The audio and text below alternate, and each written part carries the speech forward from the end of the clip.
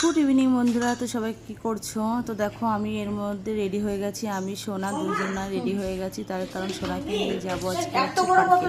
আর তোমরা তো জানোই পয়লা বৈশাখ মানে একটু বাইরে ঘুরতে যাওয়া, একটু খাওয়া দাওয়া, এটুকু না হলে কি বছরের শুরুটা ভালো লাগে বলো? তো যাই হোক, তো দেখো এখন সোনার জন্য দুধ বসিয়েছিলাম, রেডি হতে হতে হট করে মনে পড়ে গেল যে দুধ বসানো আছে।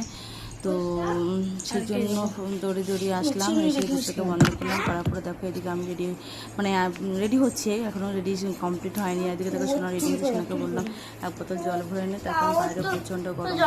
আর ওইদিকে তখন তো দাদাভাই ঘুমাচ্ছে।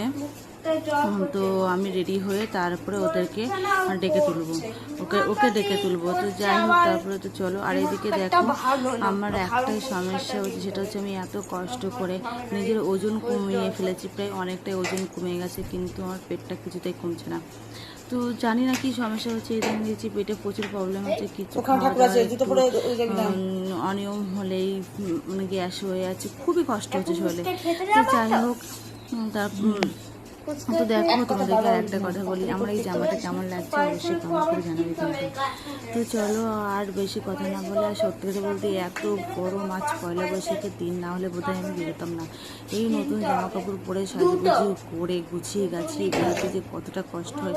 আর তেমনিতে চুল উঠছে, তার কারণ আমার থাইরয়েড আছে, সেই কারণে তো চুল ওঠে। তারপরে গরম, এখন তো গরম পড়ে গেছে, অলরেডি মাথা ঘামবে, তো মাথা ঘামলেই চুল ওঠে, তোমরা তো জানোই কম বেশি।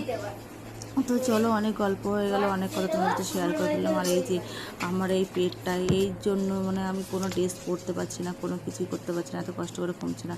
তো যাই হোক, রেডি হয়ে গেছে, তো চলো তোমার দাদাভাইকে ডাকা যাক, ও তো রেডি হবে, নাহলে দেরি হয়ে যাবে। তো ভিডিওটা কেমন লাগলো অবশ্যই